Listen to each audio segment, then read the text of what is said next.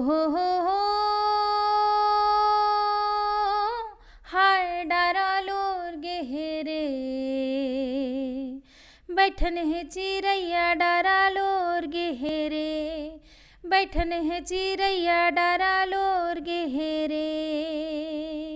अपन तो चोर मन के नाम बताए के कहाँ रहते हैं, वो मन बताए के क्या बताए के दोनों में बताया कि कहाँ रहते करते हैं। उनको सामाजिक इनसिक्योरिटीज़ लड़कियों को हमेशा घेरी रहती हैं। कैसी इनसिक्योरिटीज़ कि आपका पहनने चलने बोलने का ढंग एक तरीका है, फिक्स्ड तरीका, आप इसी एक पैरामीटर में बात करेंगे, ठीक है, या इसी पैरामीटर इस दायरे के हिसाब से ही आप काम करेंगे। ऐसा लड़कियों के सबसे बड़ा भय जो देखेंगे आप, छोटे बच्चों को माँ बाप डालते हैं, सबसे जी, बड़ा जी। भय वर्दी वाले को देख के ये तुमको लेके जाएगा, अरेस्ट कर लेगा। ये जो माइंडसेट है ना, वहाँ बचपन से शुरू होता है। 4 पैसे कमाने में आया शहर, गाँव मेरा मुझे याद आता रहा, गाँव मेरा मुझे याद आता रहा। बहुत ज़्यादा लोग यहाँ पे मदिरा पान में बहुत ज़्यादा संलग्न हैं। जनरली पुराने लोग हैं, उन लोग इतना डिजिटली एजुकेटेड नहीं है आज के समय में। जो इंटरनेट में, जैसे अभी जो साइबर क्राइम की बात आप कर रहे हैं, वो लोग उतना ज़्यादा जागरूक नहीं है। इवन पुलिस भी इस बारे में उतना जागरूक नहीं, क्योंकि वो पुराने लोग हैं। डीएसपी बनना चाह रहे हैं, तो मेरा सिंपल ये सवाल है मैम आपसे, उनको क्या तैयारी करना चाहिए और कौन कौन से पढ़ाई करना चाहिए, ये कहाँ से तैयारी करना चाहिए, स्पेशल छत्तीसगढ़ वालों को? ये उनकी आइडेंटिटी है, आपको उनकी आइडेंटिटी को कॉपी करने की कोई ज़रूरत नहीं है। आपकी अपनी खुद की आइडेंटिटी है। आप जैसे हैं, आप सरगुजिया हैं, आप उसको प्राउडली कैरी करिए। आप बस्तरिया हैं, उसको आप प्राउडली कैरी करिए। आज आप बस्तरिया हैं, इस बात को आप खुद प्राउड करेंगे तो दुनिया आप पे प्राउड करेगी। बीच में थाना होता था गीदम का, और वहाँ पे नक्सलाइट अटैक हो गया। नी रे ग ग ग ग रे ग म म म म ग म प म ग रे नी रे सा, नी रे ग ग ग ग रे ग म म म म ग म प म ग रे नी रे सा। यही है तुमसे विनय हमारी, प्रभु ये वंदन ग्रहण करो, ग्रहण करो।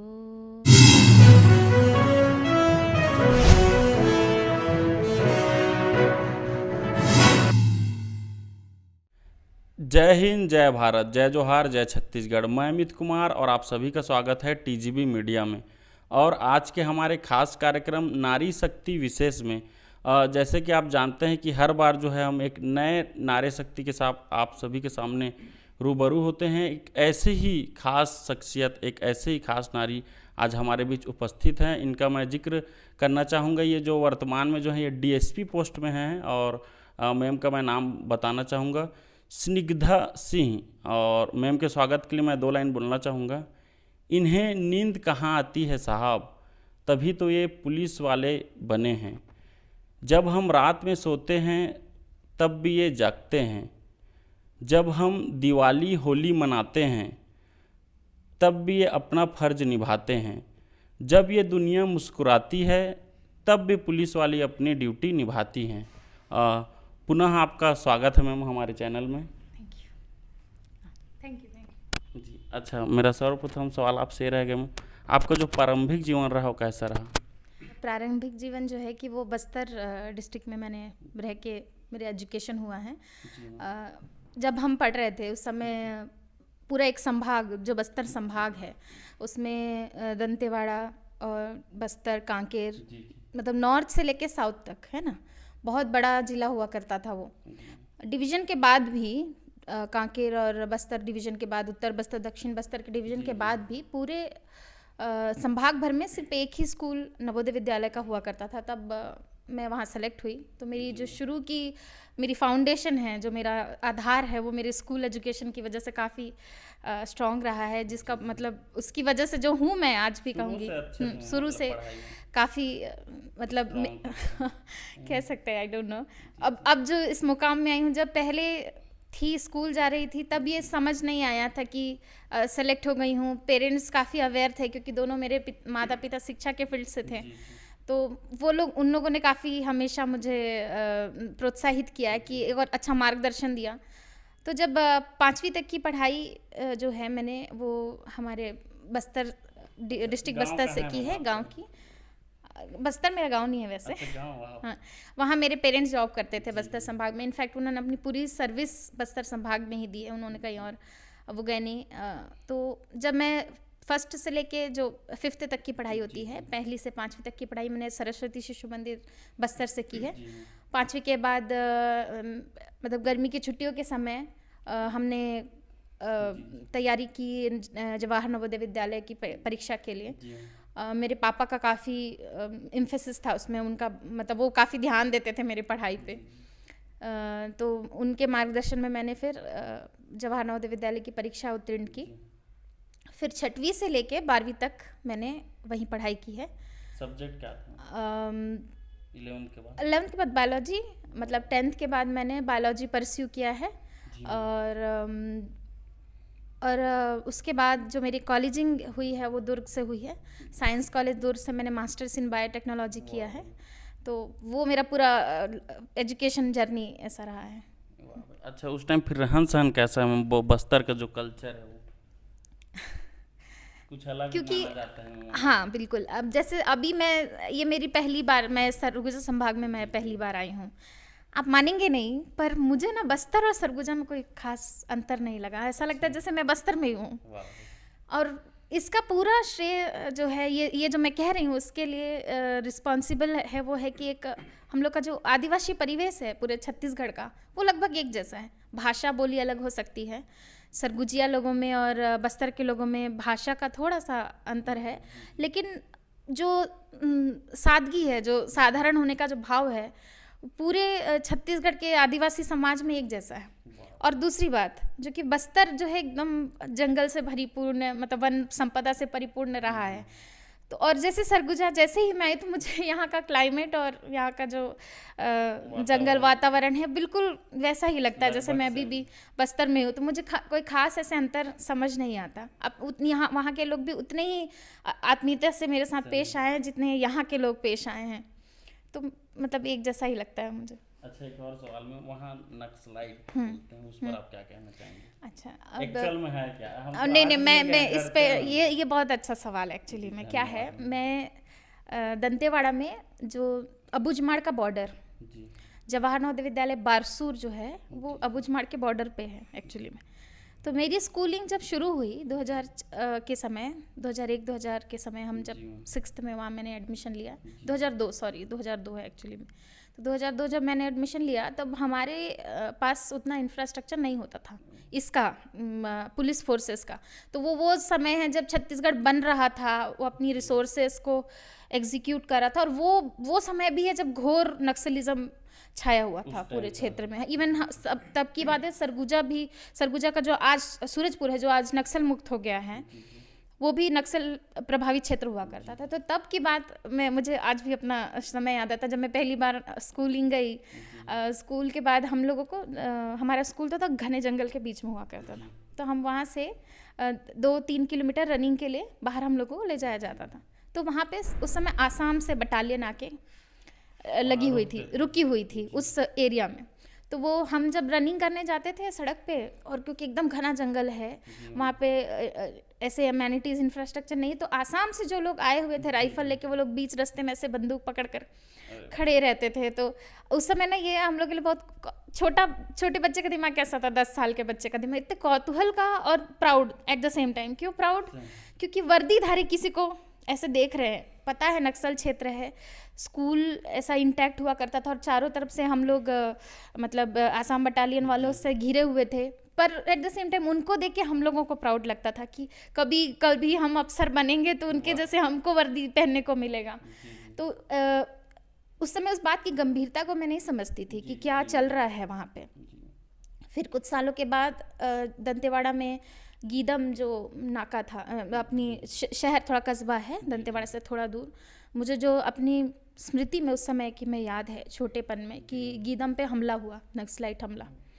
ये बहुत बड़ी बात थी वहाँ के लिए, क्योंकि गीदम जो है वो पूरा मतलब बहुत Population है पॉपुलेशन वो। वाला, जैसे हमारा सूरजपुर समझ लीजिए, सूरजपुर के जैसे ही वो पॉपुलेटेड एरिया है, और उसके बीच में थाना होता था गीदम का, और वहाँ पे नक्सलाइट अटैक हो गया। ये बहुत ही गंभीर बात थी, और तब मुझे ना, तब वो इम्पैक्ट हम लोगों को समझ में आने लगा। असम बटालियन अच्छा, वो और आपके लिए पहला हाँ, वो नक्सली मतलब हमला था। मेरे जानकारी की बात है ये, वो कि पहला मैं ये हमारा स्कूल है वहाँ से गीदम हार्डली 20-30 किलोमीटर होगा, जी जी। और उस डिस्टेंस में वो हमला हुआ, तो उसका जो इम्पैक्ट है वो हमारे स्कूल तक के लोगों में, स्टाफ में हम लोगों को समझ में आया। हालांकि नवोदय में हम लोग काफ़ी उस प्रोटेक्टेड इन्वायरमेंट में रहे, कभी नक्सल प्रभाव हमको देखने के लिए नहीं मिला, लेकिन हाँ, वो खबर हमको तब पता चली, तब मुझे समझ में आया कि हाँ, वाकई में हम लोग काफ़ी घने और ऐसी जगह पे रहते हैं जहाँ पे लोग मतलब आना नहीं चाहते हैं नक्सलाइट प्रॉब्लम की वजह से। जाने भी सोचता हूँ मैं तो। तो वो नक्सल प्रभाव मैंने देखा। उसके बाद फिर उस समय से 2000 से लेके 2007-8 तक जो मैंने डेवलपमेंट देखा बस्तर का, नक्सल प्रभावित होने के बावजूद, वो एकदम ड्रास्टिक था, क्योंकि हमारे फोर्सेस ने इतना अच्छा काम किया उस समय, बहुत ही बढ़िया। जिस तरीके से लोगों में उन लोगों ने पेनिट्रेशन किया, लोगों से बात की, उन लोगों को, क्योंकि एक ट्रस्ट इश्यूज रहता है वर्दी वालों के बीच में और आम जनता के बीच में, उस ट्रस्ट बिल्डिंग को जब उन लोग, हमारी जो छत्तीसगढ़ आर्म फोर्स के लोग जब आए, आसाम बटालियन थोड़े दिन के बाद चली गई, क्योंकि वो लोग बाहर से थे, उनका रूप रंग भी ऐसे बाहर के लगते हैं ना उन लोग, है ना, तो जब यहाँ के फोर्सेस, हाँ, अलग कम्युनिकेशन भी अलग पता चल जाता, तो जब हमारे फोर्सेस वहाँ पे आई ना, तब लोगों में वो ट्रस्ट बिल्डिंग धीरे धीरे डेवलप होने लगा। तो वो फेज भी मैंने देखा है वहाँ पे, कि जब कैसे फोर्सेस के ऊपर जो लोकल लोग हैं वो ट्रस्ट करने लगते हैं, और वो तालमेल के साथ कब जैसे डेवलपमेंट होता है।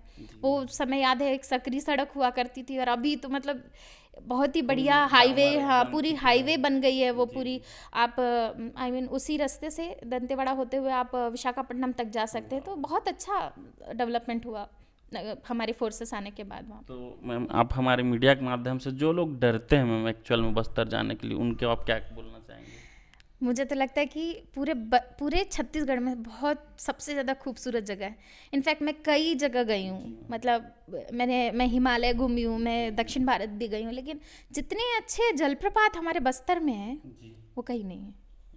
वो तो सबसे बड़ा है। हाँ, मतलब चित्रकूट, आप चित्रकूट बोले, तिरथगढ़ बोले, तांबड़ा घुमड़ बोले, ये सारे जलप्रपात हैं वहाँ के। इतने हांदावाड़ा है, जैसे हांदावाड़ा तो अभी भी बहुत अनटच्ड है, अभी भी घोर नारायणपुर में काफ़ी बीहड़ में स्थित है, लेकिन वो इतना खूबसूरत है कि वैसी खूबसूरती कहीं नहीं है। तो बस्तर मेरे हिसाब से टूरिज़्म पर्पस से आप लोगों को बस्तर जाना चाहिए, काम के लिए भी। अब क्योंकि अब प्रशासनिक जीवन में आने के बाद, पुलिस सर्विस में आने के बाद, जो मुझे लगता है कि जो वहाँ के लोग हैं, है ना, उनको भी उतनी ही सुविधाओं का अधिकार है जितना प्लेन्स में है या उत्तर छत्तीसगढ़ के लोगों में है। तो जो गवर्नमेंट सर्विस में जो लोग हैं उनके लिए भी उतना ही सेफ है, टूरिस्ट लोगों के लिए उतना ही सेफ है। आप लोगों को बिल्कुल, मतलब दक्षिण सभी के लिए, ऐसे पत्रकारों से तो किसी को नहीं, आज तक आप देखेंगे बस्तर क्षेत्र में ऐसा कोई घटना पत्रकारों के लिए संबंध में नहीं देखने को मिलता है। चलो, ये तो बात करके बहुत ही अच्छा लग रहा है मैम, ऐसा लग रहा है बहुत ही ज़्यादा आपके पास भी पटा रहा है, और कार्यक्रम भी हम लोग अच्छा जारी भी रखेंगे मैम। एक और सवाल मैम, उस टाइम आपका फिर रहन सहन कैसा था वहाँ आपका व्यक्तिगत? क्योंकि ना पेरेंट्स शिक्षा के बैकग्राउंड में होने की वजह से रिलेटिवली मुझे लगता है कि वो उन्होंने हमेशा मुझे ऐसा बनाया है, मतलब बहुत प्रेजेंटेबल बनाने की कोशिश की उन्होंने मुझे, कि जब मैं लोगों से बात करूं तो उतना ही आत्मविश्वास, उतना ही कॉन्फिडेंस मुझ में दिखे। और मेरे पेरेंट्स हमेशा इस बात पे बहुत जोर देते रहे कि 2 चीज़ें हैं, कि आप जैसे भी हो, मतलब आप जैसे भी पर्सनालिटी आपकी है, नहीं तो हमारी उम्र के जो बच्चे हैं, मैं मतलब ये बात जो है मैं डायरेक्टली युवा साथियों से कहना चाहूँगी इसको, कि क्या ना, हमारी उम्र के जो बच्चे होते हैं, अब तो मैं खैर उतनी यंग नहीं रही, लेकिन जो अब यंग जनरेशन जो आ रही है उनकी बात मैं करूँगी, लाइक टू यंग, जो टीन एज में है, उन लोग अपनी पर्सनालिटी और अपने जो भाषा बोली है उन सबको, उसके लिए काफ़ी कॉन्शियस रहते हैं, तो उसकी कोई ज़रूरत नहीं है। आप चाहे छत्तीसगढ़ी बोलते हो, गोंडी बोलते हो, सरगुजिया बोलते हो, आपको उस बात पे प्राउड करना चाहिए। आप जैसे दिखते हैं, चाहे आप सांवले रंग के हैं या आप जैसे भी हैं, आप जैसा हैं, आप उसको अगर आप कॉन्फिडेंटली कैरी करेंगे ना, तो आपका आत्मविश्वास ही आपका सबसे बड़ा गहना होता है। छत्तीसगढ़िया लोगों के साथ ये बहुत बड़ी दिक्कत है, पूरे छत्तीसगढ़ की जनता के साथ। वो लोग अपने आप को कंपेयर करते हैं दिल्ली में जो लोग बैठे हुए हैं या मुंबई में जो लोग बैठे हुए हैं, महानगरों में जो लोग बैठे हैं। ये उनकी आइडेंटिटी है, आपको उनकी आइडेंटिटी को कॉपी करने की कोई ज़रूरत नहीं है। आपकी अपनी खुद की आइडेंटिटी है, आप जैसे हैं। आप सरगुजिया हैं, आप उसको प्राउडली कैरी करिए। आप बस्तरिया हैं, उसको आप प्राउडली कैरी करिए। आज आप बस्तरिया हैं, इस बात को आप खुद प्राउड करेंगे तो दुनिया आप पे प्राउड करेगी। इसलिए बहुत सुंदर, बहुत अच्छा लगा मैम आपका विचार। तो मैं आपसे भी ये जानना चाहूँगा मैम, छत्तीसगढ़ी जो लैंग्वेज है उसके बारे में आपकी क्या राय है? मेरे पेरेंट्स दोनों छत्तीसगढ़िया हैं। मतलब मेरा जो पैतृक गांव है वो बालोद से है, बालोद में हूँ मैं, हराटेमा बालोद। जो गंगा मैया बहुत फेमस मंदिर है बालोद ज़िले का, वहीं से पास में मेरा गांव है, करीबन 20 किलोमीटर अंदर जंगल में है। तो वो जो मतलब हमारा गांव है, उसका जो इम्पैक्ट है ना, वो पूरा छत्तीसगढ़िया है। वहाँ के लोग पूरा छत्तीसगढ़ी भाषा का प्रयोग करते हैं। तो मेरे पेरेंट्स भी छत्तीसगढ़िया ही हैं, तो मैं भी एक्चुअली में छत्तीसगढ़ी। मैं तो यहाँ सरगुजा में आके एक जो सरगुजा और छत्तीसगढ़ का जो डिफरेंस है ना, वो इसलिए मुझे समझ नहीं आया। अलग है, सरगुजा अलग है, फिर हमारा जो मिडिल है जो बिलासपुर से रायपुर तक वो अलग, फिर आप जो बस्तर जाएंगे वो लगभग 3 मिक्स है। हाँ बिल्कुल, 3 भाषाओं के कारण वो डिफरेंस समझ में आता है। लेकिन सरगुजिया ना बहुत ज़्यादा छत्तीसगढ़ी जैसा है। बस्तर की जो भाषा है हल्बी गोंडी, वो छत्तीसगढ़ी से थोड़ा अलग है। गोंडी जो है वो पूरी एंटायरली द्रविड़ भाषा है। सरगुजिया है जो छत्तीसगढ़ी और भोजपुरी का थोड़ा मिक्स हमको देखने के लिए मिलता है, वैसा तो लाइक सेम है। और रही बात भाषा, छत्तीसगढ़ी भाषा की, तो हाँ, पीएससी के प्रिपरेशन के दौरान तो छत्तीसगढ़ जो पब्लिक सर्विस कमीशन है वो इस बात को बहुत जोर देता है कि अगर हम इस छत्तीसगढ़ क्षेत्र में काम करना चाहते हैं तो हमको वहाँ की भाषा को जानना पड़ेगा, ताकि भाषा की वजह से हम लोगों से कनेक्ट होते हैं, उनसे जुड़ पाते हैं। तो छत्तीसगढ़ी जो भाषा का जो प्रेम है वो मेरे अंदर भी उतना ही है। चलो, तो ये एंडिंग में मैं आपसे छत्तीसगढ़िया जन्मला पूछूंगा मैम, लेकिन उससे पहले एक और सवाल रहेगा आपके लिए। आपने कब सोचा था मैम कि आपको जो है डीएसपी बनना है या पुलिस विभाग में जाना है? ऐसा कभी सोचे थे कि सडनली कुछ एक्सीडेंट हुआ आपके साथ? एक्चुअली जब मैं 5th क्लास में थी, है ना, तब 5th-6th क्लास की बात ही है वो। तब ओपी, हाँ 10-11 साल की रही होंगी जब। ओपी चौधरी सर उस समय कलेक्टर होते थे वहाँ के, है ना, तो उन्होंने दंतेवाड़ा का पूरा कायाकल्प किया है। और सेम टाइम जैसे वो आसाम फोर्सेस वाली जो मैं बात बता रही हूँ, है ना, तो ये उस समय मुझे धीरे से ये बात समझ में आई कि अगर आपको समाज को बदलना है ना, तो आप जब इस समाज का हिस्सा बनेंगे और वो भी विथ पावर, है ना, power gives you like really more responsibility, है ना, जैसे पावर आता है रिस्पॉन्सिबिलिटी आता है, तो वो रिस्पॉन्सिबिलिटी को भी मैं फील करना चाहती थी। इसी वजह से तो जब हमने उस क्षेत्र में मैंने देखा नक्सलिज्म को, वर्दीधारियों को देखा, उनका काम देखा, तो मैं धीरे से वहाँ से प्रभावित, मेरा जो मोल्ड होना शुरू हुई। और इससे भी ज़्यादा मैं प्रभावित हुई जब कोरोना आया। एक्चुअली में कोविड के टाइम वो समय था जब मैं सिविल सर्विस की तैयारी करी थी, पीएससी की तैयारी करी थी उस समय। तब जो पुलिस फोर्सेस ने जो काम किया है वो मतलब इतना, मतलब उसके लिए शब्द नहीं है मेरे पास कहने को, है ना। तो वो सबसे इम्प्रेसिव चीज़ हुआ था मेरे लिए कि ऐसे समय में पुलिस सब काम कर रही है, लॉ भी रोक रही है, क्राइम भी रोक रही है, लॉ मैनेजमेंट भी कर रही है, लोगों की मदद भी कर रही है। तो वो जो पुलिस का एक अलग रिस्पॉन्सिबल और क्या कहना चाहिए, हाँ, वैल्यू भी मिला। वो जो समय था ना, वो मुझे ये बात सोचने पे मजबूर कर दिया कि पुलिस सर्विस जितनी तरीके से आप सिविल सर्विस के जनता की सेवा कर सकते हैं सिविल सर्विस में जाके, तो पुलिस सर्विस में भी वही है। और जबकि आप समाज के उस रूप से और ज़्यादा रूबरू होते हैं जो कि मतलब क्रिमिनल लोगों से भरा पड़ा है। गांधी जी कहते हैं, है ना, पाप से घृणा करो, पापी से नहीं। क्यों कहते हैं? इसी वजह से। अगर आप चाहते हो सोसाइटी में चेंज करना, तो पहले हम लोगों को उन लोगों से जुड़ना पड़ेगा, उन लोगों को समझना पड़ेगा, उन्होंने क्यों क्राइम किया, उसके पीछे क्या उनकी मंशा रही है, उसकी सोच को इनकाउंटर करना पड़ेगा। तो वो कौन कर सकता है? सिर्फ पुलिस वाले कर सकते हैं।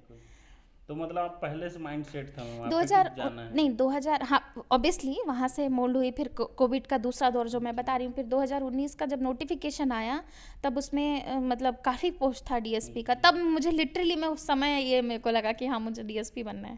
फिर 2019 उसके के लिए पोस्ट के बाद क्या क्या तैयारी किया मैम? अच्छा तो कितना पढ़ाई की?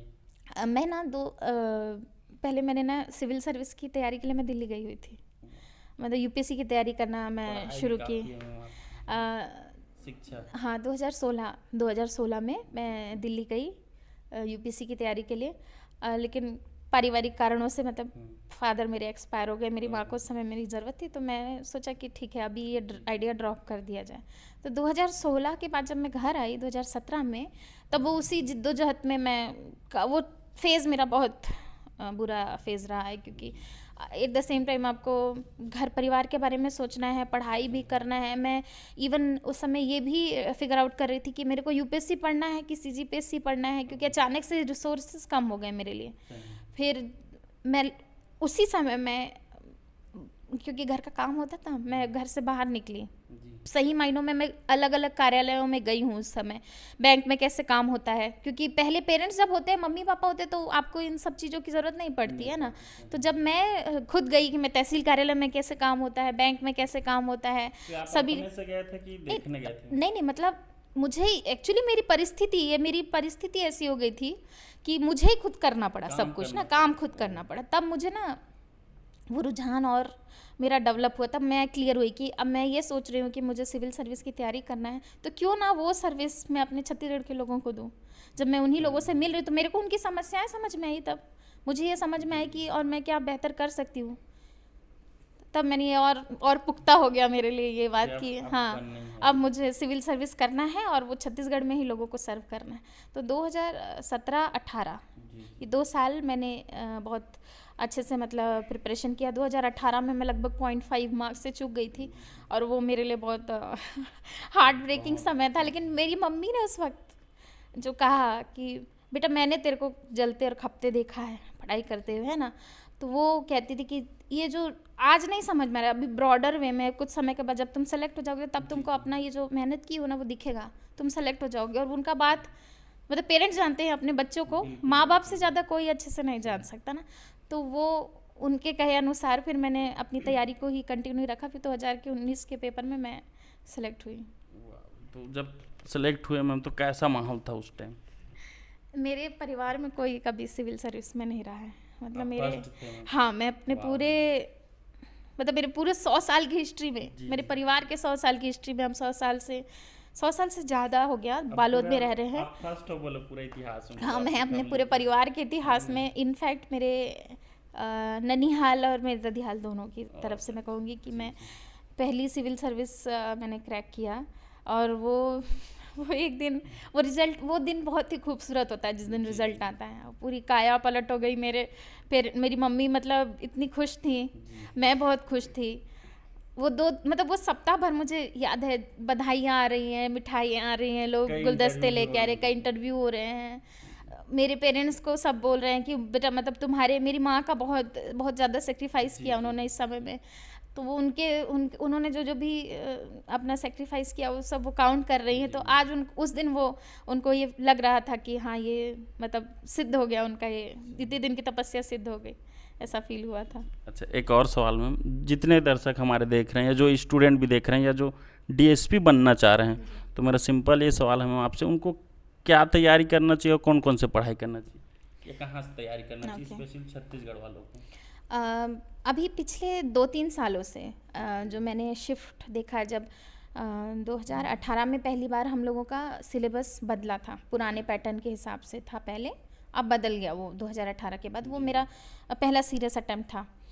तो अब जो सिविल सर्विस जो लोग भी तैयारी करें ना, वो पाएंगे कि हमारी जो तैयारी जो होती है जनरली यहाँ छत्तीसगढ़ के जो बच्चे हैं ना, वो तैयारी करते हैं प्री, मेंस और इंटरव्यू। इन तीनों तैयारियों को जो बच्चे हैं ना वो टुकड़ों में करते हैं। पहले वो लोग प्री की तैयारी करना मुनासिब समझते हैं, उसके बाद मेंस, उसके बाद इंटरव्यू, लेकिन एक्चुअली में ये ऐसा काम नहीं करता।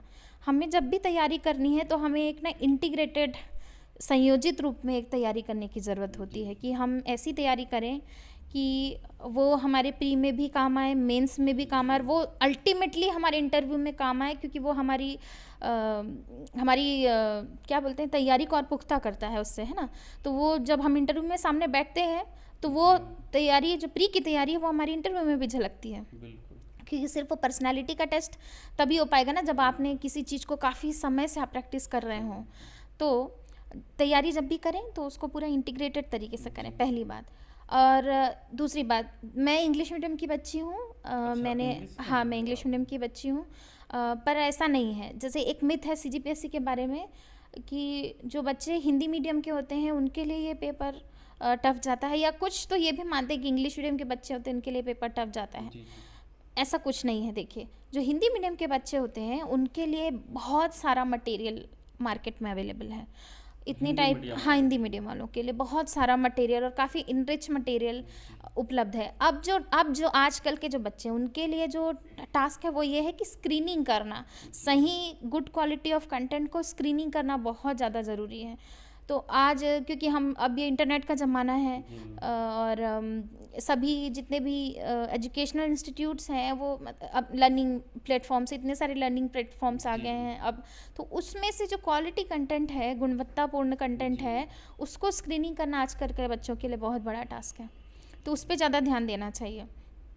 तीसरी बात, आजकल जो चीज़ें चल रही हैं हमारे अराउंड में, है ना, हम लोगों को अपना आंसर राइटिंग जब भी मतलब स्ट्रॉन्ग बनाना है, तो जो भी चीज़ें चल रही, चाहे वो पॉलिटिकल मुद्दा हो या सोशली मुद्दा हो, कल्चरल जो एस्पेक्ट जो चल रहे हैं छत्तीसगढ़ में, है ना, उन सारी चीज़ों को एकदम हमेशा उसके साथ संबंध में रहना चाहिए, उसके साथ उसको हमेशा पढ़ते रहना चाहिए, करंट अफेयर को एकदम पढ़ते रहना चाहिए। जैसे अभी हमारे करंट सिचुएशन में देखा जाए तो हसदेव अरण्य वाला जैसे जो मुद्दा चल रहा है ना, काफ़ी आप लोग काफ़ी देखेंगे, और वो काफ़ी समय से चल रहा है, लेकिन अभी और ज़्यादा मुद्दा गरमाया हुआ है। एक अच्छा सिविल सर्वेंट वही होता है जो हर मुद्दे पे उतनी बारीकी से पकड़ रखे, है ना। तो जैसे जो भी बच्चा सिविल सर्विस की तैयारी कर रहा है उसको उस मुद्दे से ये समझना चाहिए कि हसदेव अरण्य वाले से, कि उससे क्या क्या पॉलिटिकल चीज़ें जुड़ी हुई हैं, पर्यावरण में क्या क्या नुकसान हो सकता है, जीव जंतुओं को क्या क्या नुकसान हो सकता है। ये नुकसान की बात हो गई, लेकिन उसके फ़ायदे के बारे में भी सोचना है कि अब वो जो कोल प्रोडक्शन के बारे में, जो छत्तीसगढ़ का हम लोग जीरो पावर कट स्टेट है, हम लोग के पास इलेक्ट्रिसिटी के लिए और उम्दा चीज़ें हम लोग कर सकते हैं। इंडस्ट्रियलाइजेशन में बहुत सारी चीज़ें कर सकते हैं, रोजगार जनरेट हो सकता है उससे, इंफ्रास्ट्रक्चर मूलभूत संरचनाएं हैं वो और ज़्यादा अच्छे से। तो हमको कोई भी टॉपिक है उस पर दोनों डायमेंशन पे मतलब एक बैलेंस्ड व्यू क्रिएट करना बहुत ज़रूरी होता है। इसलिए आप जब ये कोई भी करंट का मुद्दा पढ़ें उसको अपने आंसर में इंक्लूड करने की कोशिश करें। आप इसी में से अब ये आदिवासी उत्थान के बारे में भी बातें आती है, हसदेव अरण्य वाली, चूँकि आदिवासी बहुल क्षेत्र है। अब सेम चीज़ आप PSC में क्वेश्चन जब भी पूछेगा तो वो आदिवासी कल्चर को भी लेके उसको जोड़ सकता है। तो आजकल ऐसा CGPSC में ऐसे क्वेश्चन फ्रेम करने लगी है जो करंट जो चीज़ें हैं उसको आप जब अपने आंसर में इंक्लूड करेंगे तो वो और ज़्यादा इनरिच हो जाता है। चलो, ये तो काफ़ी अच्छा लगा। मैं एक और सवाल में, आपका शिक्षा टोटल अभी कितना है, कहाँ तक क्या पढ़ा? मैं मास्टर्स बायोटेक्नोलॉजी हूँ, मतलब आगे और पढ़ाई कर रहे हैं? हाँ, मैं आगे मैं अपनी कुछ मतलब मैं अभी प्लान कर रही हूँ, क्योंकि अभी काम के प्रोबेशन में हूँ तो अभी मुझे वो समय नहीं मिल रहा है, लेकिन मैं आगे अपना लॉ में कुछ परस्यू करना चाहती हूँ, इच्छा है मेरी। अच्छा, एक और सवाल में उसी से रिलेटिव, हम लगातार देख रहे हैं, जैसे आपका जीवन परिचय भी देखे, प्रारंभिक जीवन से लेकर लगातार आप जो है बढ़ रहे हैं मैम। तो मेरा नॉर्मल सवाल ये है मैम, आपका आगे का अभी लक्ष्य और क्या है? आगे का लक्ष्य को एक्चुअली मैं थोड़ा और अच्छे से क्लियर करना चाहती हूँ। लक्ष्य बहुत बड़ा चीज़ है, ठीक है ना। अब और गोल जो होता है, क्योंकि आप आपके रिसोर्सेज के अकॉर्डिंग आप अपना गोल बनाते हैं, इस चीज़ को समझना बहुत ज़रूरी है।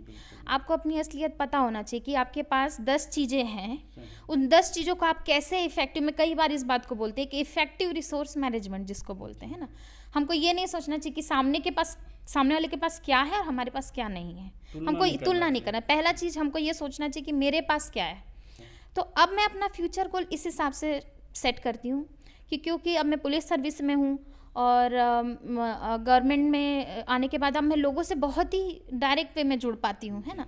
तो मैं अब जो चाहती हूँ ना फ्यूचर में वो ये है कि मैं नारी उत्थान में बहुत चाहती हूँ कि मैं काम करूँ। मैं चाहती हूँ कि मतलब मैं आज भी जब मैं गांव जाती हूँ, है ना, एक छोटी बच्चियों को मैं देखती हूँ, जब वो मुझे वर्दी में देखते हैं तो उनके चेहरे में वो जो संतोष और खुशी का भाव एट द सेम टाइम, और प्राउड, वर्दी मैंने धारण करी है ना, पर वो बच्चे जो ऐसे मुझे देख के प्राउड फील करते हैं, उनका जो भाव है वो मुझ तक आता है। तो मैं चाहती हूँ कि स्कूल की बच्चियाँ, है ना, और जो समाज में ऐसी औरतें हैं जिनको अपने कानून का, अपने अधिकारों का ज्ञान नहीं है, मैं उनके लिए कुछ करना, ये मेरा गोल है आने वाले समय में। मतलब कहने का मतलब ये है मैम, जो है जो जनता है उनका आप सेवा करना, मतलब जन सेवक है। और फोकस तरीके से मैं महिलाओं के लिए करना चाहती हूँ। आपसे बात करके तो काफ़ी अच्छा लग रहा है मैम, और आज का हमारा खास कार्यक्रम भी है मैम आपके लिए नारी शक्ति विशेष में, और हमारे मीडिया के लिए लगभग 200 प्लस एपिसोड हो गया मैम 1-to-1 का, लेकिन ये आज का स्पेशल है जिसमें हमारे मित्रगण भी आए हुए हैं। तो जिक्र करना चाहूँगा, ये है मैम, ये सूरजपुर ज़िले के संवाददाता हैं हंसनाथ यादव जी, ये बचरापुरी तहसील के संवाददाता हैं मैम कुलवंत सिंह। तो ये भी आपसे कुछ क्वेश्चन करेंगे मैम, स्वागत है आपका। साइबर क्राइम क्या है, इसके बारे में विस्तार से बताना चाहिए। साइबर क्राइम को एक शॉर्ट उसमें हम लोग जब जोड़ें, जो क्योंकि आज इंटरनेट के रिवॉल्यूशन इवॉल्व होने के बाद, इंटरनेट इवॉल्व होने के बाद से, जब से हमारे हाथ में फ़ोन आए हैं लोगों के, तो कई टाइप के इनसिक्योरिटी, कई टाइप के क्राइम से, कई टाइप के दुर आचरण से लोग इम्पैक्ट हो रहे हैं, जिसकी वजह से उनको फाइनेंशियल लॉस हो रहा है ना, उनके निजता का हनन हो रहा है। और ये सारी जो चीज़ें हो रही हैं, किसी भी टाइप की जो इनसिक्योरिटी लोगों के बीच में डेवलप हो रही है, वो इसी वजह से हो रही है कि कुछ ऐसे लोग हैं जो आपकी जानकारी को, है ना, आपकी गुप्त जानकारी को कुछ ऐसे तरीके से अपने पर्सनल बेनिफिट के लिए यूज़ कर रहे हैं, जो कि क्राइम का रूप लेती जा रही है।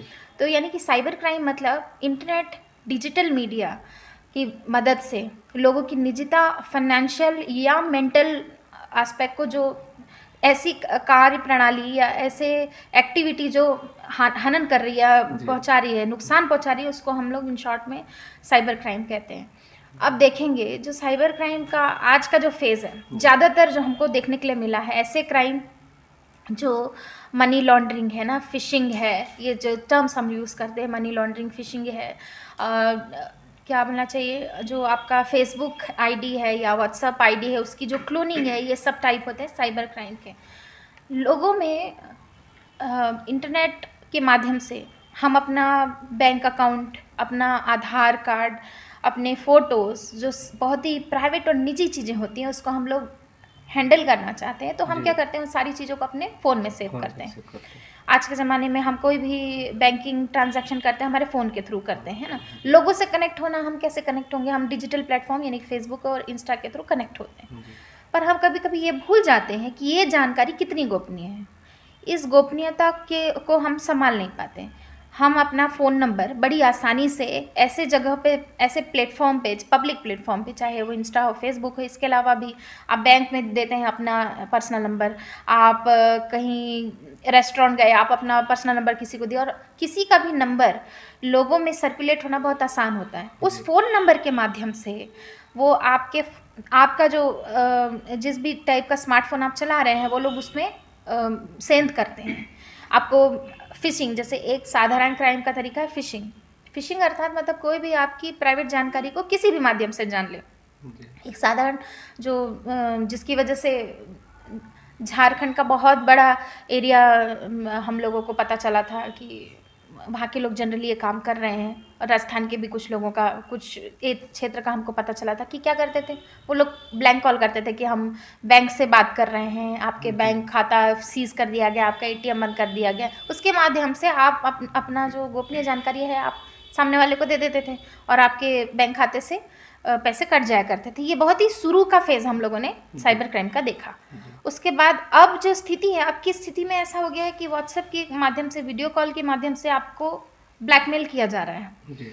तो ये सब कब पॉसिबल हो पाया कि हम अपनी जो फ़ोन में जो भी जानकारी है ना, उसकी निजता का सुरक्षा खुद नहीं कर पा रहे हैं। बड़ी आसानी से हम अपना फ़ोन नंबर, अपना फेसबुक अकाउंट, अपनी फ़ोटोज़ लोगों को शेयर कर देते हैं। इन सारी चीज़ों को बचने का सिर्फ एक ही उपाय होता है कि आपके फ़ोन में जो भी जानकारी है उसको आप अपने तक रखिए। इतनी आसानी से किसी भी ऐप को डाउनलोड मत करिए, उसमें अपना फ़ोन नंबर, अपना फ़ोटोज़ इतना आसानी से मत डालिए। कोई आपको ब्लैंक कॉल कभी करता है या वीडियो कॉल के माध्यम से कभी ब्लैकमेल करता है तो तुरंत पुलिस को सूचना दें इसके संबंध में, ना कि अपने लेवल पे उसको ख़त्म करने की कोशिश करें। क्योंकि क्या है ना, इस सबको क्योर करने का सिर्फ एक ही तरीका है, वो है डिजिटल लिटरेसी, मतलब लोगों में साक्षरता की, डिजिटल साक्षरता की कमी है, जिसके लिए धीरे धीरे सरकार आजकल काम कर रही है, लोगों को जागरूक करने की कोशिश कर रही है। पर एक बार में नहीं आता। जितनी आसानी से लोगों में फ़ोन कल्चर डेवलप हुआ है, उतनी आसानी से ये साक्षरता वाली बातें, किसी को जागरूक करना बहुत लंबा प्रोसेस होता है, लेकिन सरकार उसमें भी अभी काम कर रही है। जब भी कोई व्यक्ति हमारे पास थाने में आता है, डिजिटल क्राइम उनके साथ हुआ है, साइबर क्राइम उनके साथ हुआ है, उसके संबंध में तो हमारी पुलिस विभाग में एक साइबर क्राइम यूनिट है अलग से, वो उनको गाइड करते हैं हमको, उनको क्या करना है। इनफैक्ट जैसे मेरे लेवल पे भी कोई व्यक्ति कभी आता है, क्योंकि मैं आजकल के ज़माने की लड़की, तो मुझे पता है कि जो सामने वाला हैकर है आपको कैसे कैसे इम्पैक्ट करता है, तो उससे बचने के तरीके मैं भी बताती हूँ। इन शॉर्ट, साइबर क्राइम से बचना है तो आपकी जानकारी ही आपका बचाव है। तो फ़ोन यूज़ करने के पहले या कोई भी ऐप डाउनलोड करने के पहले उसको अच्छे से तफ्तीश कर लें कि ये कितना सिक्योर है। कोई भी चीज़ जब भी डाउनलोड करें तो अच्छे से उसका क्या क्या मालवेयर इम्पैक्ट उस पर हो सकता है, उसके बारे में अच्छी से जानकारी पहले प्राप्त कर लें। आप कभी भी ऐसे इंटरनेट कैफ़े में जाएं जहां कंप्यूटर में आपको अपना जानकारी फीड करना है, कोशिश करें वहां से हमेशा लॉग आउट करें, लॉगिन करने के बाद अपना ईमेल आईडी वगैरह। और इतनी आसानी से अपनी ईमेल आईडी भी आप लोगों को किसी को भी नहीं बांटनी चाहिए। जी मैडम, इसके साइबर क्राइम के बारे में बहुत अच्छा विस्तार से आपने बताया। पुलिस वालों के लिए सबसे मेन चुनौती क्या है? आज के समय में चुनौतियां तो बहुत सारी है पुलिस वालों के लिए, लेकिन जैसे जैसे पुलिसिंग, मतलब लोग जैसे डेवलप हो रहे हैं ना, पुलिसिंग वैसे डेवलप नहीं हो पाई जी। उसका रीज़न ये है कि पहले का जो माइंडसेट था पुलिस के संबंध में पहले लोगों में, आप देखेंगे पाएंगे, क्योंकि पुलिसिंग जो है अंग्रेज जो ज़माने से डेवलप हुई है ना, तो वो इम्पैक्ट अभी भी पुलिसिंग में, वो कॉलोनियल इफेक्ट, वो अंग्रेज वाले इफेक्ट ना आप शुरू के फेज़ में पाएंगे कि जब पब्लिक पुलिस से डरती थी, तो पुलिस के लिए उस समय शायद क्राइम को दबाना बहुत आसान होता था। लेकिन आज के फेज़ में जब ना पब्लिक पुलिस का इंटरेक्शन बढ़ गया है ना, तो उस दौरान में आप देखेंगे कि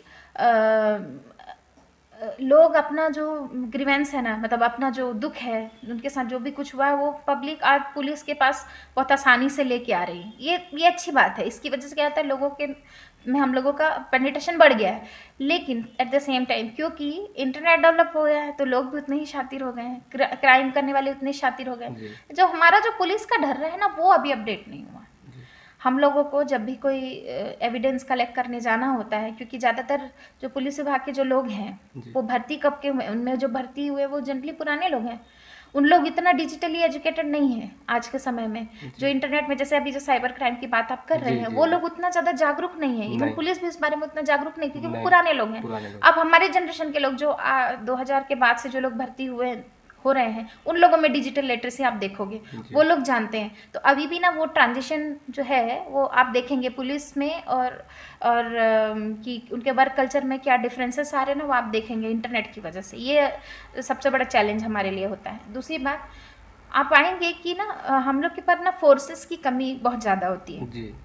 किसी भी थाने में जाएं, क्योंकि उनका कार्यक्षेत्र बहुत बड़ा होता है। एट द सेम टाइम आपको पेट्रोलिंग भी करना है, उसी समय में आपको थाने में अपना इन्वेस्टिगेशन भी करना है, उसी समय आपको LO ड्यूटी भी है, लॉ एंड ऑर्डर ड्यूटी भी होती है, तभी VIP ड्यूटी भी करना है। तो ये सारी चीज़ों को ना एक साथ मैनेज करना थोड़ा मुश्किल हो जाता है। तो हमारी गवर्नमेंट खैर अब ये काम कर रही है कि अब आने वाले समय में आप देखे हैं, जब से ये गवर्नमेंट आई है उन्होंने काफ़ी ज़्यादा पोस्ट, अभी कांस्टेबल के भी काफ़ी पोस्ट आए हैं, रिक्रूट कर रही है। तो फोर्सेस जब वो बल हमको पर्याप्त मात्रा में बल मिल जाएगा तो एक चैलेंज वो भी हमारे लिए कम हो जाएगा। तीसरी बात डिजिटल लिटरेसी के बाद में वो ये है कि आज भी ना महिला संबंधी अपराधों के लिए और छोटे बच्चों के संबंधी अपराधों के लिए बच्चे और महिलाएं जो है आज भी पुलिस तक पहुंचने के लिए ना थोड़ा घबराहट महसूस करती हैं। उसका रीज़न ये है क्योंकि पुलिस प्रशासन जनरली पुरुषों से भरा पड़ा है ना।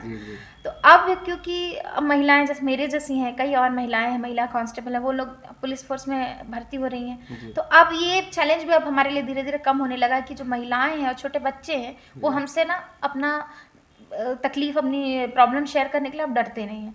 तो एक चीज़ें ना वो अभी अब धीरे धीरे मेरे हिसाब से अब कम होने लगी हैं। जी, बहुत बहुत धन्यवाद, उन्होंने बहुत अच्छा ने बताई। ये तहसील रिपोर्टर हैं हमारे बछड़ा पौड़ी के, ये कुलवंत सिंह जी हैं, ये भी आपसे जानकारी। नमस्ते। कानून व्यवस्था कितना सही है मैम, इस पर आप क्या कहना चाहती हैं? अच्छा, ये बहुत अच्छा सवाल है क्योंकि हम ये सवाल आप उस समय कर रहे हैं जब आप एक बड़ा मेजर परिवर्तन देखने को आपको मिलेगा। 26 जनवरी के बाद से एक नया न्याय प्रणाली नहीं कहना चाहिए, नई तरीके से कानून को अब परिभाषित किया जा रहा है हमारे भारत में, है ना। पहले हम लोग इंडियन पिनल कोड IPC या CRPC के कानून के हिसाब से चल रहे थे। अब भारतीय न्याय संहिता के हिसाब से नया कानून 26 तारीख के बाद से लागू होने वाला है।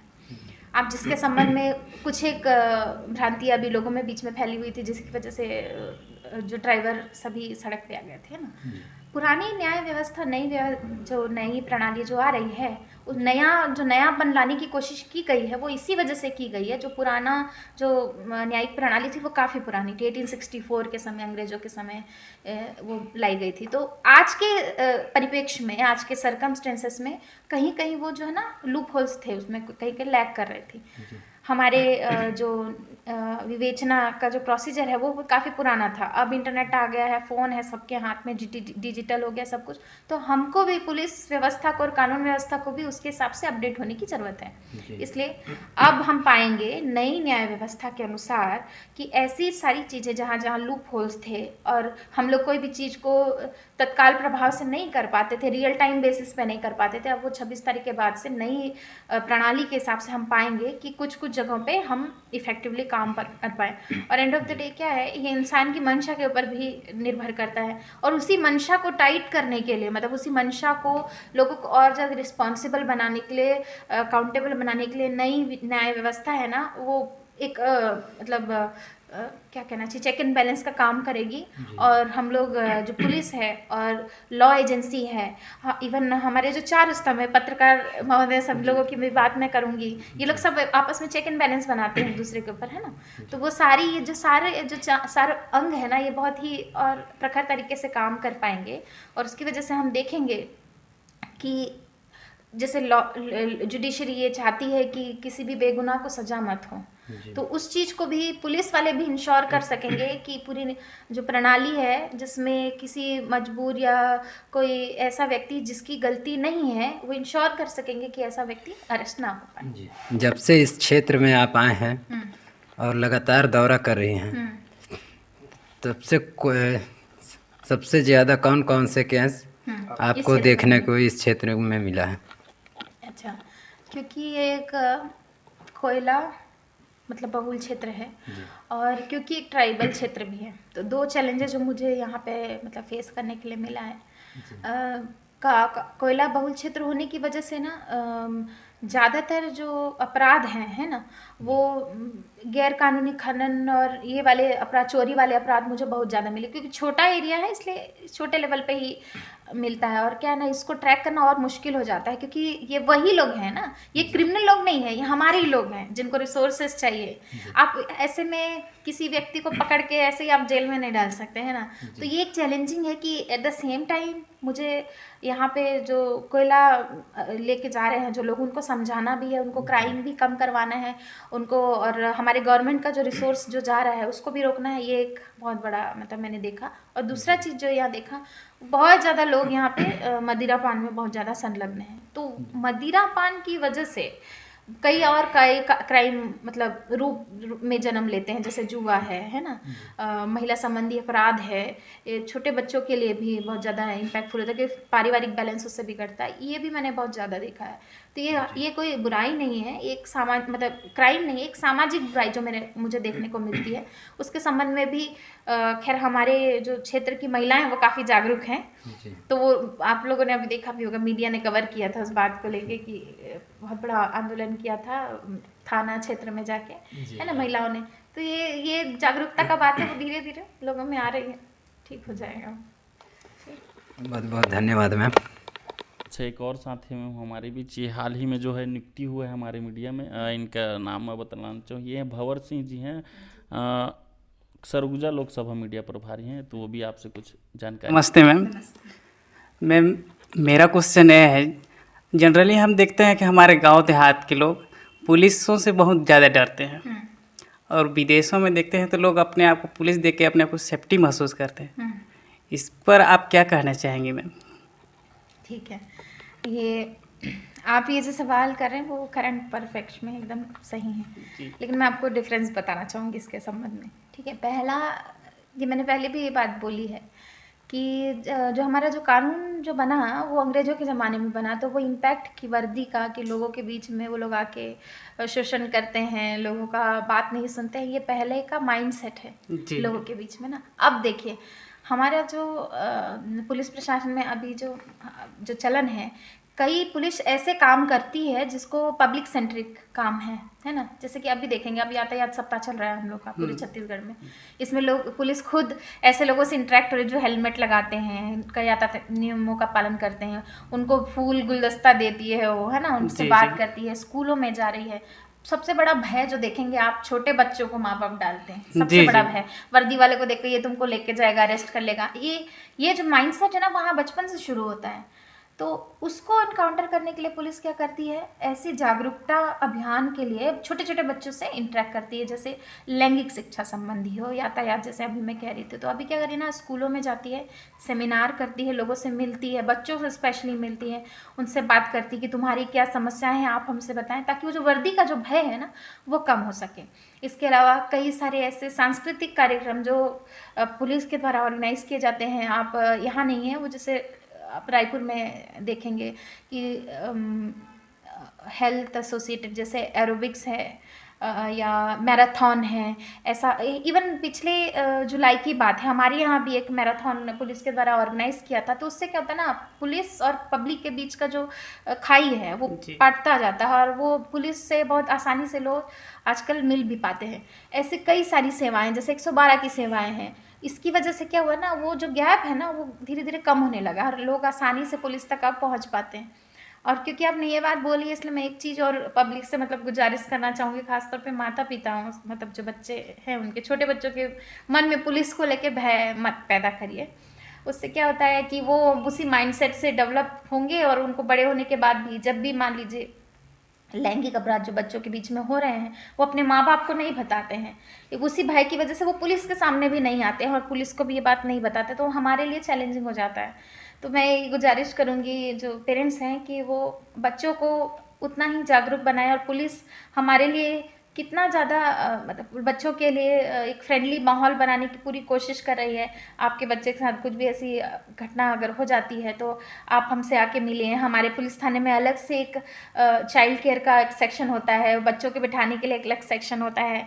इवन जो पॉक्सो के धारा के अंतर्गत भी हम लोगों को ऐसे बाल संरक्षण अधिकारी हमारे पुलिस विभाग में बनाए जाते हैं, ताकि लोगों, बच्चे और लोगों के बीच में, बच्चों के बीच में और लोगों के बीच में पुलिस के प्रति जो भी ट्रस्ट डेफिशिएंट है, विश्वास की कमी है, उसको सुदृढ़ बनाया जा सके। मैम आपसे बात करके बहुत अच्छा लगा, धन्यवाद।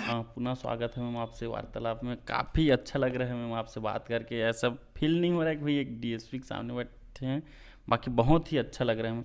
अच्छा, एक मन में और सवाल है मैम, कई डीएसपी देखते हैं तो DYSP रहता है, तो वो जो वाई छोटा रहता है उस वो है क्या एक्चुअल में जानना है? डिप्टी सुप्रिटेंडेंट ऑफ पुलिस उसका पूरा मतलब होता है। तो कुछ लोग DSP लिख देते हैं, उसका एब्रीवेशन करेक्ट फॉर्म DYSP ही होता है, लेकिन वो वाई लिखने के लिए मतलब अपने अपने चलन की बात है, चलन में जो होता है वो, जैसे मैं DYSP लिखती हूँ क्योंकि मुझे वो सूटेबल लगता है, बस ऐसा ही, इतना ही डिफरेंस है, चलन का डिफरेंस है। बाकी ऐसा कुछ ज़्यादा नहीं नहीं, ऐसा कोई ज़्यादा लॉजिक नहीं है उसमें। चलो ठीक है। एक और सवाल मैम आपसे, युवा पीढ़ी को आप हमारे मीडिया के माध्यम से क्या संदेश देना चाहेंगे, खासकर उस युवा पीढ़ी को, जैसे आपके प्रारंभिक जीवन में जाने में हम काफ़ी आप संघर्ष भी किए, जब आपके पिताजी सडनली एक्सपायर हुए उस टाइम से, तो जो उस टाइम रहता है तो कई युवा पीढ़ी या तो गलत संगत कर लेते हैं, या कई ऐसे रहते हैं जो गरीबी के कारण आत्महत्या भी कर लेते हैं, उनको आप क्या संदेश देना चाहेंगे?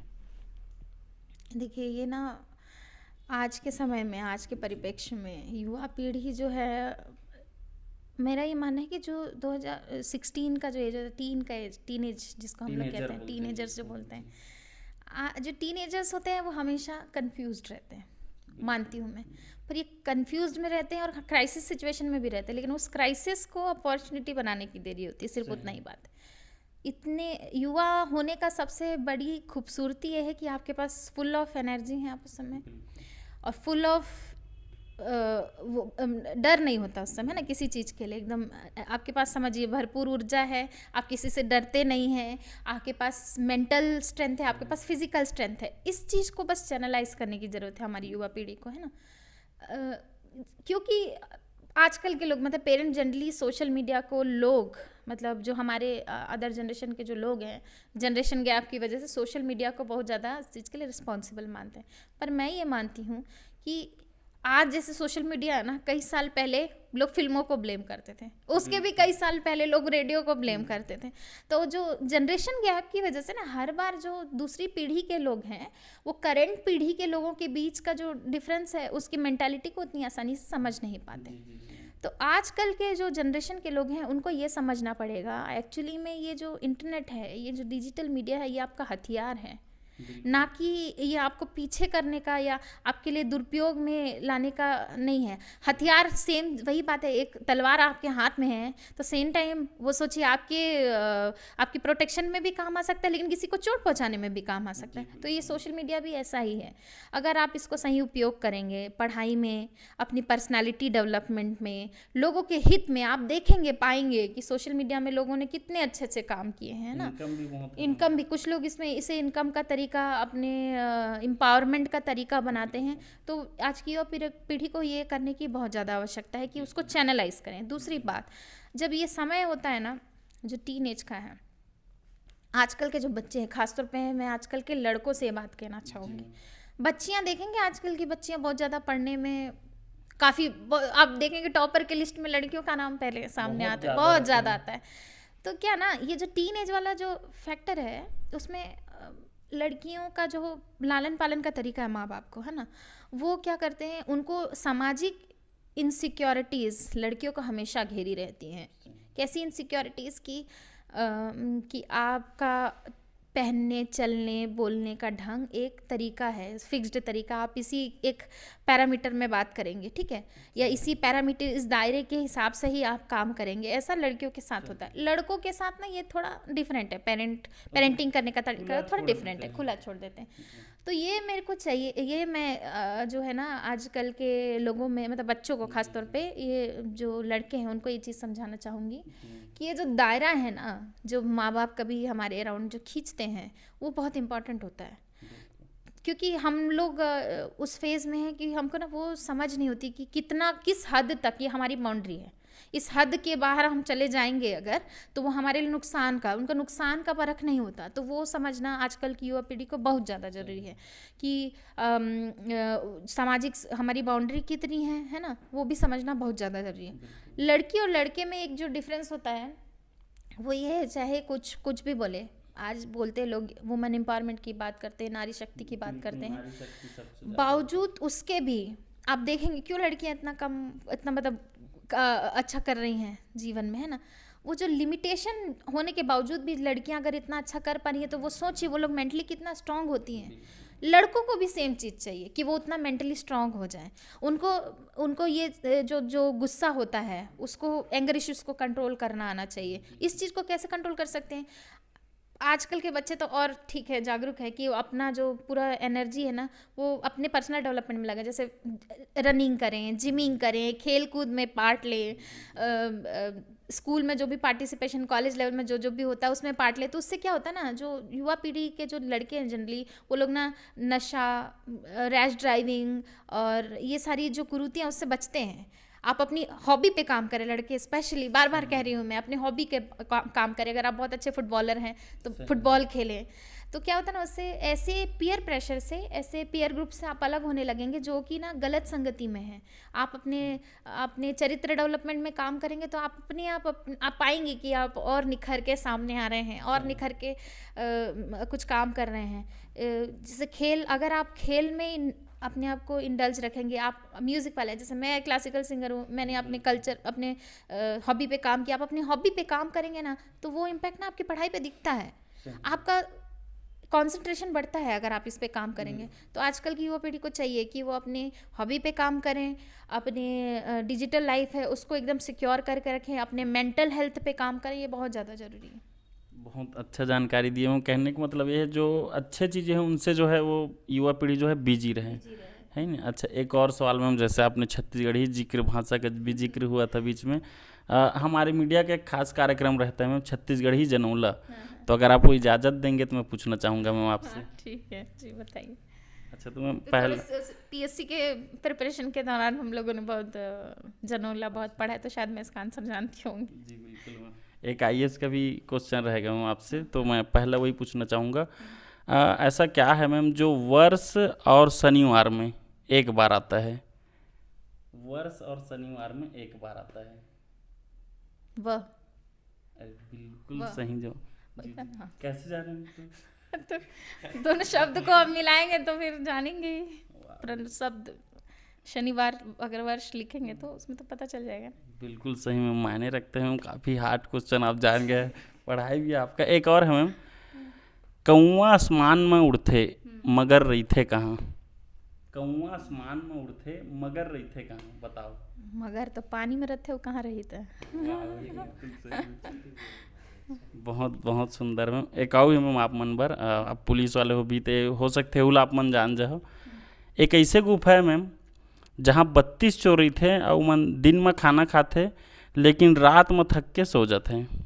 अगर आप बोलो तो एक बार बोलना चाहूँ, 32 चोर है मन ऐसे गुफा में रहते हैं, दिन में खाना खाते हैं लेकिन रात होते तो एकदम मस्त अपन। तो चोर मन के नाम बताए कि कहाँ रहते हैं, वो मन बताए के काय बताए के दोनों में। बताया कि कहाँ रहते हैं, वो क्या चीज़ें मतलब ऐसे। दांत के बारे में कहा था आप मन जी, मुंह में रहते और दांत है ओकर उत्तर। वाह भी, बहुत बहुत सुंदर में। एक और रही मैम आप मन से, तो एक जनपद अध्यक्ष हैं वर्तमान बैकुंठपुर के, सौभाग्यवती कुशरो जी, वो मेरे से पूछे थे तो मैं उनसे बोला भी था कि मैं किसी से पूछूंगा, तो आपसे पूछना चाहूँगा मैं। छोट मोट लड्डूदार और कपड़े पहने 9000। छोट मोट लड्डूदार और कपड़ा पहने 9000, ये आप भुट्टा महिला है तो वो जान सकते हैं। सब्जी में उपयोग होता है। पत्ता गोभी नहीं, और लड्डूदार छोट प्याज, बिल्कुल प्याज ही होगा। हाँ। जी बिल्कुल सही। चलो, काफ़ी अच्छा लगा आपसे बात करके। एक बार और जिक्र करना चाहेंगे मैम, एक अंतिम सवाल और रहेगा आपसे। हॉबी आपका जानना चाहेंगे मैम, आपका हॉबी क्या है, आपको क्या करना पसंद है, पहले क्या था, अभी वर्तमान में क्या पसंद है मैम? और जैसे आपने बीच में जिक्र भी किया मैम कि आपको संगीत पसंद है, तो उस टाइम मैंने आपको रोका नहीं, तो अब मैं वही जानना चाहूँगा मैम, आपका हॉबी क्या है एक्चुअली? मेरा हॉबी सिंगिंग है। मेरे को गाना गाना बहुत पसंद है। मैं एक ट्रेन क्लासिकल सिंगर भी हूँ।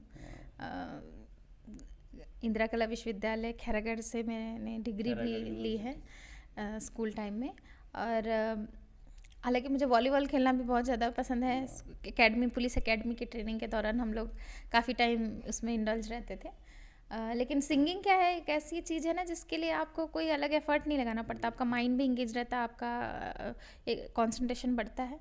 तो अच्छा, एक और सिंगिंग करती हूँ मैं। जी, तो मैम बहुत अच्छा लगा कि भाई आप सिंगिंग भी करते हैं डीएसपी पुलिस वाले रहने के बाद भी, तो आपसे एक दो हम गाना सुनना चाहेंगे मैम। हाँ ठीक है, मैं आप लोगों को एक भजन सुनाती हूँ। जी बिल्कुल। ठीक है, एकदम शॉर्ट में सुनाने की कोशिश करती हूँ। यही है तुमसे विनय हमारी, प्रभु ये वंदन ग्रहण करो, ग्रहण करो।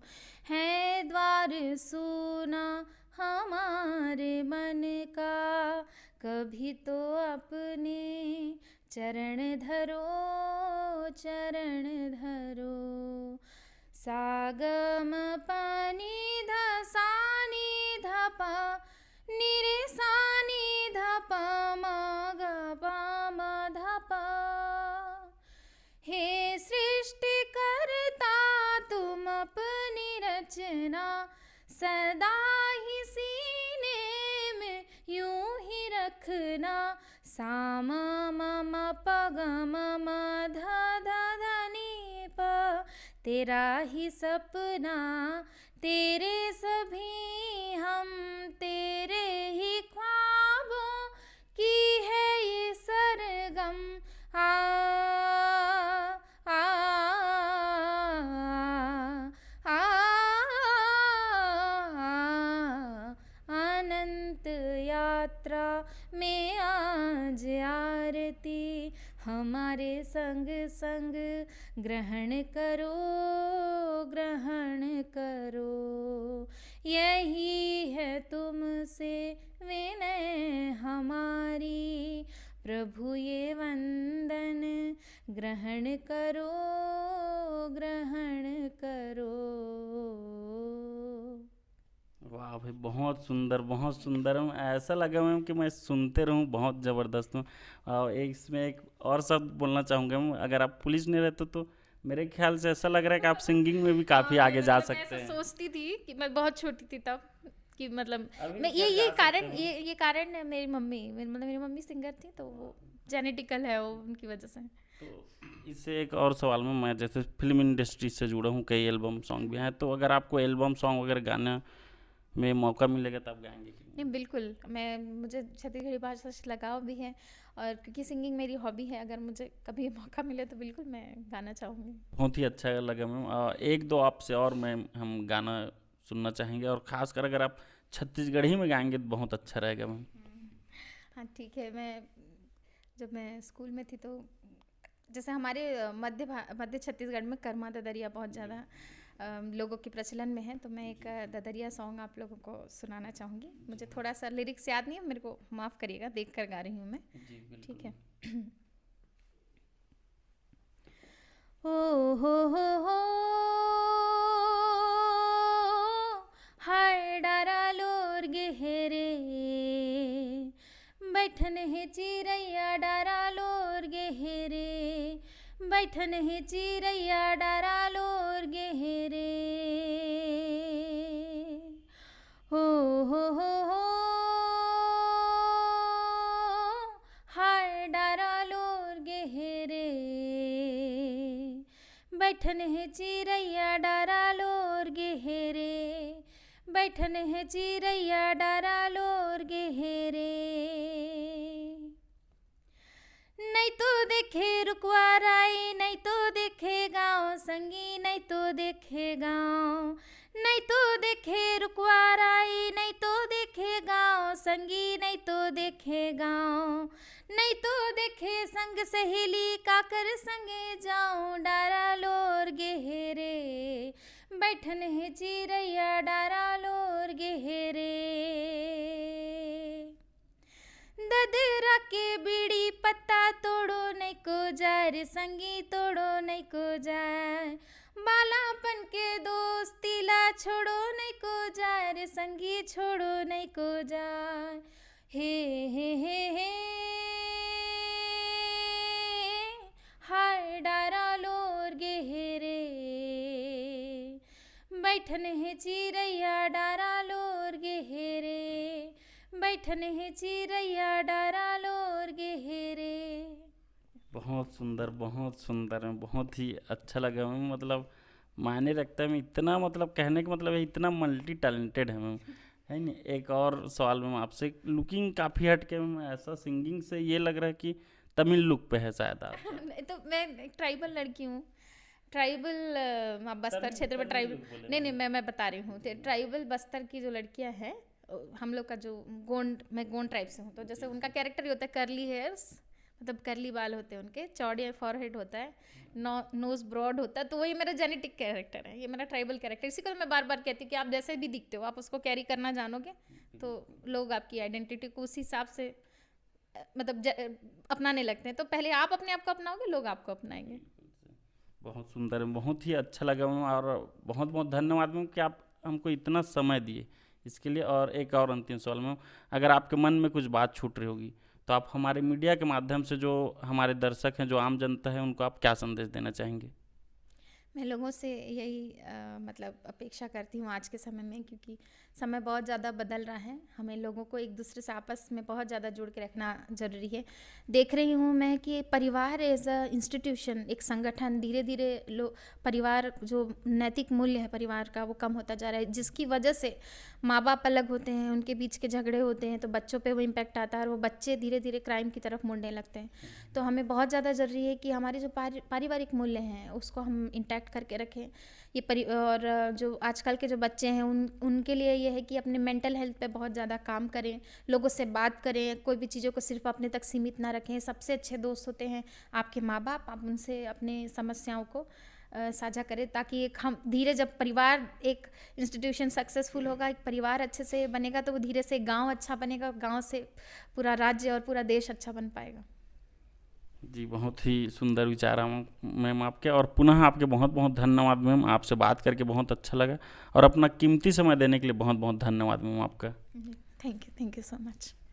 जी, तो साथियों, आज हमारे बीच थे, अब इनके बारे में मैं पुनः कहना चाहूँगा, जैसे कि आपने देखा मैम के प्रारंभिक जीवन से कई उतार चढ़ाव देखे, लेकिन उसके बाद भी जो है मैम जो है मेहनत करके इतने आगे बढ़े। और मैम के बारे में तो कई हमने आज ऐसे भी जानकारी जाने, जैसे सिंगिंग है, और मैम जो है वॉलीबॉल भी खेलते हैं, और सिंगिंग तो मैम का काफ़ी अच्छा भी लगा हमको, और उम्मीद है कि ये इंटरव्यू आप सभी को बहुत ही ज़्यादा पसंद आया होगा। और जो युवा पीढ़ी के हैं वो इस इंटरव्यू को ज़रूर देखें, हो सकता है इस इंटरव्यू देखने के बाद उनका लाइफ भी जो है चेंज हो जाए, वो जो है आगे जो है इनसे बढ़े, क्योंकि इस इंटरव्यू देखने से उनको जो है एक अलग ऊर्जा, एक अलग ही जो है उनको प्रेरणा मिलेगी। और इसी उम्मीद के साथ ऐसे ही न्यूज़ और ऐसे ही खबर के लिए बने रहें टीजीबी मीडिया के साथ। मैं अमित कुमार, धन्यवाद।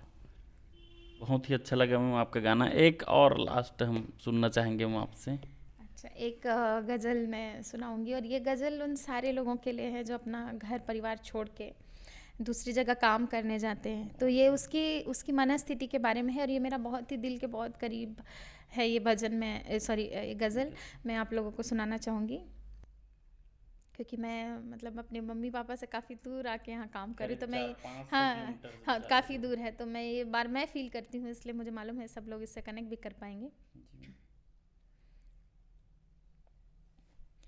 वक्त का ये परिंदा रुका है कहाँ, मैं था पागल जो इसको बुलाता रहा, 4 पैसे कमाने में आया शहर, गाँव मेरा मुझे याद आता रहा, गाँव मेरा मुझे याद आता रहा। वक्त का ये परिंदा रुका है कहाँ, लौटता था जब मैं पाठशाला से घर, अपने हाथों से खाना खिलाती थी माँ, रात में अपनी ममता के आंचल तले थपकियाँ दे के मुझको सुलाती थी माँ। सोच के दिल में एक टीस उठती रही, रात भर दर्द मुझको जगाता रहा, 4 पैसे कमाने में आया शहर, गाँव मेरा मुझे याद आता रहा। वक्त का ये परिंदा रुका है कहाँ। बहुत बहुत सुंदर। मैं तो खो गया मैम, क्योंकि मैं भी काफ़ी समय से दूर हूँ अपने घर से। बहुत अच्छा लगा मैम, बस उसमें गांव की जगह शहर डालते थे, लेकिन बहुत अच्छा लगा मैम, आपका गज़ल भी काफ़ी अच्छा लगा मैम आपसे बात करके। पुनः बहुत बहुत धन्यवाद आपका। धन्यवाद। जय जोहार, जय छत्तीसगढ़।